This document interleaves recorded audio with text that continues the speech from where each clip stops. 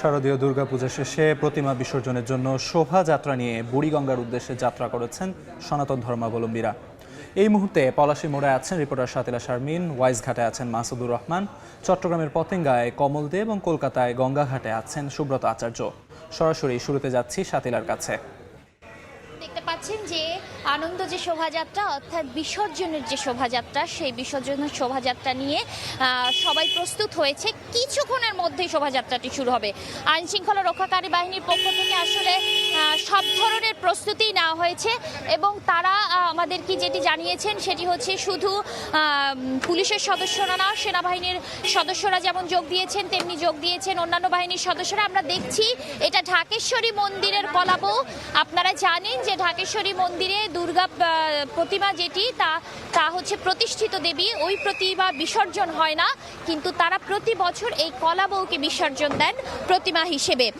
ঢাকেশ্বরী মন্দিরের কলাবউ দেখতে পাচ্ছেন পিছনের যে বাহনগুলো রয়েছে, সেই বাহনগুলোতে আমরা অনেকগুলো মন্দিরের প্রতিমাকে দেখেছি নিয়ে আসতে, এবং এই প্রতিমা নিয়ে আসার সঙ্গে সঙ্গে তারা বিভিন্ন ধরনের আনন্দ উদযাপনও করছে। নিচে গিয়ে আসলে দেবী দুর্গার প্রতিমাকে বিসর্জন দেওয়ার যে আচার আবহমান কালের বাংলাদেশে, সেটি কিন্তু শুরু হয়েছে। সনাতন ধর্মের মানুষের আজকে বিশেষ একটি দিন, কারণ এই দিনে এক বছরের মতো এই দেবী দুর্গা চলে যাবেন মর্ত্যলোক ছেড়ে কৈলাসে। তাদের জন্য যেমন এটা বিরহের, তেমনি তাদের জন্য এটা আনন্দেরও যে দেবী দুর্গা এসেছিলেন। তারা তাকে তাদের সাধ্য মতো শ্রদ্ধা ভক্তিতে ভালোবাসায় এবং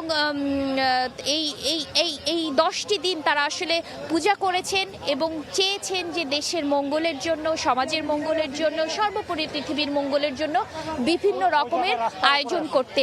দেখতে পাচ্ছেন যে এই লরিগুলোতে আসলে দেবী প্রতিমার সঙ্গে সঙ্গে যারা তার পূজারী ভক্তরা রয়েছেন, মন্দির থেকে যারা এসেছেন, তারা সবাই উঠে যাচ্ছেন এবং এই যে পুরো এই শোভাযাত্রাটি শেষ গন্তব্য কিন্তু ওয়াইজঘাট। আপনারা দেখতে পাচ্ছেন যে এক ধরনের প্রস্তুতি চলছে। আসলে শোভাযাত্রার পূর্বের যে ক্ষণ, সেই ক্ষণটির মধ্যে এখন আমরা আছি। এই কিছুক্ষণের মধ্যে শোভাযাত্রাটি শুরু হবে, তখন নাচ গান এবং বিদায়ের যে সুর, সেই বিদায়ের সুরে দেবী দুর্গার প্রতিমাকে বিসর্জনের জন্য আস্তে আস্তে আস্তে আস্তে করে নিয়ে যাওয়া হবে। এবং এই যে দেবী প্রতিমাকে প্রতি বছর বিদায়ের জন্য যখন নিয়ে যাওয়া হয়, তখন কিন্তু এক ধরনের আবহ, এক ধরনের আমেজ, এক ধরনের আবেগ এই সনাতন ধর্মের মানুষের মধ্যে রয়েছে। শুধু কি সনাতন ধর্মের মানুষের মধ্যে, হিন্দু, বৌদ্ধ, খ্রিস্টান, মুসলমান সবাই মিলে এক ধরনের অসাম্প্রদায়িক মিলন মেলাও কিন্তু তৈরি করে এই বিসর্জনের শোভাযাত্রা। আমাদের আর এক প্রান্তে, অর্থাৎ যে প্রান্তের উদ্দেশ্যে এই শোভাযাত্রা, সেখানে রয়েছেন মাসুদুর রহমান। সরাসরি চলে যাচ্ছি তার কাছে। বিনা স্মৃতি স্নান ঘাটে যে বিসর্জন কার্যক্রম কেন্দ্রীয়, সেটি শুরু হয়ে গেছে।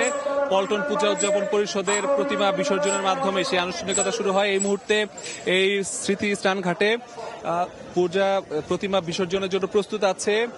ধানমন্ডি সার্বজনীন পূজা উদযাপন কমিটির পক্ষ থেকে এখানে 3টি প্রতিমা আনা হয়েছে এবং এগুলো বিসর্জনের জন্য এখন একে একে নামানোর জন্য যে প্রক্রিয়াটি, সেটি চলছে।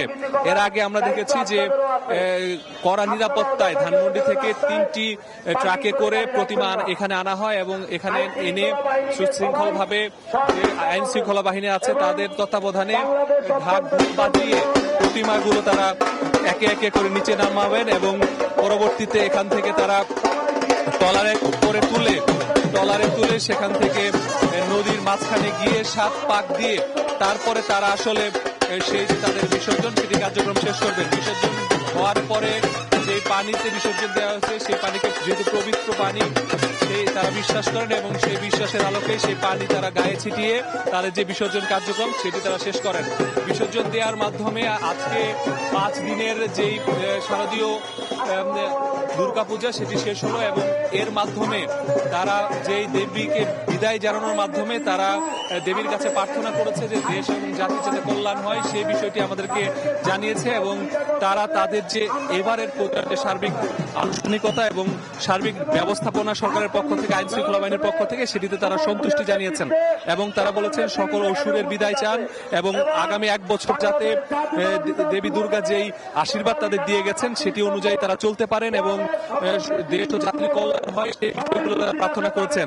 এখন আমরা যেটি বলছিলাম যে ধানমন্ডি পূজা উদযাপন পরিষদের যেই প্রতিমাটি সেটি নামানো হচ্ছে এবং আস্তে আস্তে করে সেই প্রতিমা নিয়ে যে বিনা স্মৃতি স্থানঘাট আনা হবে এবং ঢাক ঢোলের মাধ্যমে সেটি আনা হচ্ছে এবং একে একে যদিও কেন্দ্রীয়ভাবে যে শোভাযাত্রা বিসর্জনের সেই শোভাযাত্রা এখনো শুরু হয়নি এবং সেটি শুরু হলে তারপরে যেই আরো যারা বিভিন্ন জায়গা থেকে যোগ হয়েছে ঢাকেশ্বরীতে কেন্দ্রীয়ভাবে তাদেরও যেই সারি সেটি কিন্তু আস্তে আস্তে শুরু হবে এবং সেই শুরুর মাধ্যমে যে বিসর্জন সেটি আস্তে আস্তে এগিয়ে যাবে। বিসর্জন ঘিরে স্মৃতিস্থান ঘাটটি সেই স্মৃতিস্থান ঘাটের দুপাশে আইন শৃঙ্খলা বাহিনী কর্ডন করে রেখেছে এবং কর্ডন করে রেখে কড়া নিরাপত্তায় কিন্তু তারা প্রতিমা নামাচ্ছে। তো প্রতিমা বিসর্জনের আরো খবর জানতে আমরা চট্টগ্রামের পতেঙ্গায় চলে যাচ্ছি, সেখানে আছেন সহকর্মী কমল দে। কমল দে, বিসর্জনের কি অবস্থা দেখছেন পতেঙ্গায়?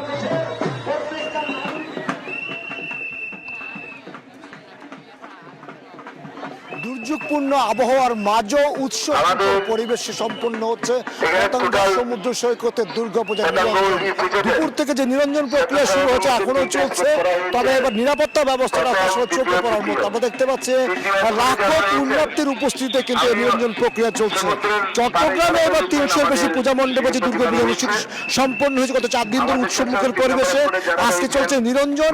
নিরঞ্জনের জন্য যে প্রতিমাবাহী ট্রাকগুলিতে মধ্যে পতেঙ্গামুখী হয়েছে আর দুপুর 1টা থেকে শুরু হয়েছে প্রতিমা বিসর্জন, এখনো চলছে। সে প্রতিমা নিরঞ্জন প্রক্রিয়ার মধ্যে আমরা দেখতে পাচ্ছি আইন শৃঙ্খলা বাহিনীর উপস্থিতি চোখে পড়ার মতো।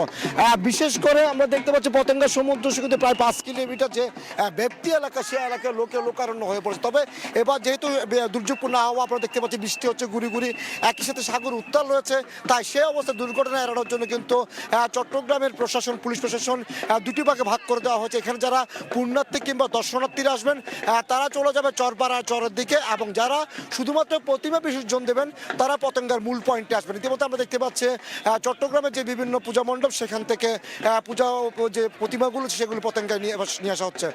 আমরা কথা বলেছিলাম অতিরিক্ত police commissioner operation Humayun Kabir, তিনি আমাদেরকে বলেছেন এবারের পূজা উপলক্ষে তারা 3টি ধাপে ভাগ করেছিল নিরাপত্তা ব্যবস্থা। প্রথম ধাপে ছিল মণ্ডপ কেন্দ্রিক নিরাপত্তা, সেটি সম্পন্ন হয়েছে এবং উৎসব মুখর পরিবেশে চট্টগ্রামে পূজা সম্পন্ন হয়েছে।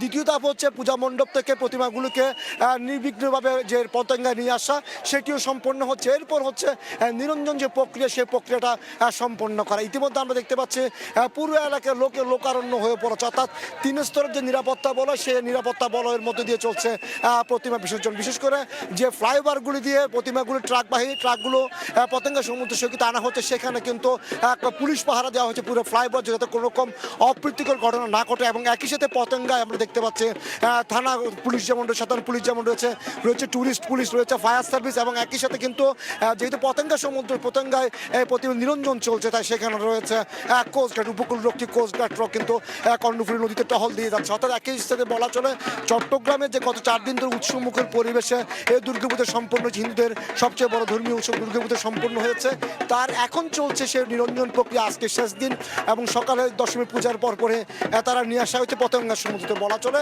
একদিকে দুর্যোগপূর্ণ আবহাওয়া, সাগর উত্তাল থাকায় বারবার ঘোষণা দেওয়া হয় যারা প্রতিমা নিরঞ্জন করবেন তার নিরঞ্জন প্রক্রিয়া সম্পন্ন করে চলে যাবেন। তো এখন পর্যন্ত আমার কাছে ছিল দুর্যোগপূর্ণ আবহাওয়া এবং উৎসব মুখর পরিবেশে চট্টগ্রামে যে প্রতিমা নিরঞ্জন প্রক্রিয়া চলছে তার সর্বশেষ।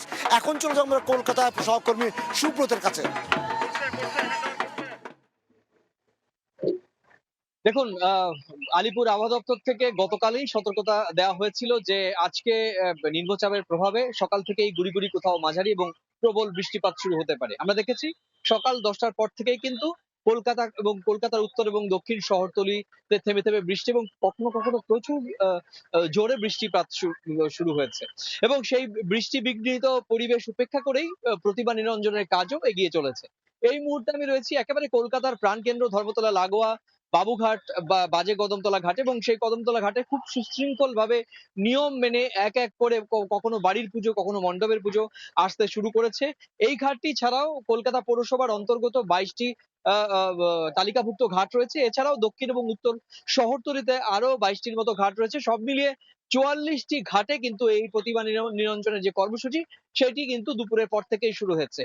আপনাদেরকে জানিয়ে রাখি যে এই কলকাতা বা বৃহত্তর কলকাতা 206 বর্গ কিলোমিটারের দুর্গাপুজো ছাড়াও কিন্তু রাজ্যের প্রায় 45,000-এরও বেশি মণ্ডপে বা বাড়িতে পুজো হয়েছে। এক্ষেত্রে অবশ্যই বলতে হবে যে উত্তর 24 পরগনার বসিরহাটের ইছামতি আমরা সকালবেলা বিসর্জনের কর্মসূচি একটা অভূতপূর্ব দৃশ্য। দুই বাংলার, এইদিকে বাংলাদেশ, এইদিকে আমাদের ভারতের পশ্চিমবঙ্গের বসিরহাটের লোকজন দেখে দুই বাংলার মানুষের মধ্যে একটি মিলন মেলার তৈরি হয় এবং প্রতি বছর একটা অভূতপূর্ব দৃশ্য। দুই বাংলার, ওইদিকে বাংলাদেশ, এইদিকে আমাদের ভারতের পশ্চিমবঙ্গের বসিরহাটের লোকজন দেখে দুই বাংলার মানুষের মধ্যে একটি মিলন মেলার তৈরি হয়, এবং প্রতি বছরই এর জন্য কিন্তু বসিরহাটের ইছামতির দুই ধারেই কিন্তু মেলা বসে। সেটি ছাড়াও কিন্তু রাজ্যের উত্তরবঙ্গে কিন্তু একই রকম ভাবে শিলিগুড়ি, মালদা, মুর্শিদাবাদেও কিন্তু একই রকম ভাবে দুর্গাপুজোর আজকে নিরঞ্জন কর্মসূচি সেটি শুরু হয়েছে।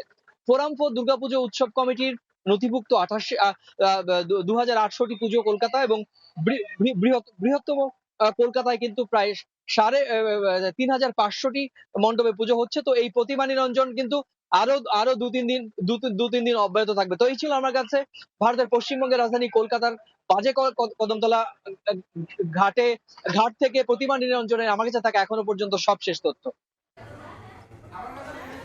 কলকাতা থেকে সহকর্মী সুব্রত আচার্য। এর আগে চট্টগ্রামের পতেঙ্গা থেকে কমল দে, ওয়াইজঘাট থেকে মাসুদুর রহমান এবং পলাশীর মোড় থেকে শাতিলা শারমিন জানাচ্ছিলেন প্রতিমা বিসর্জনের সবশেষ খবরাখবর।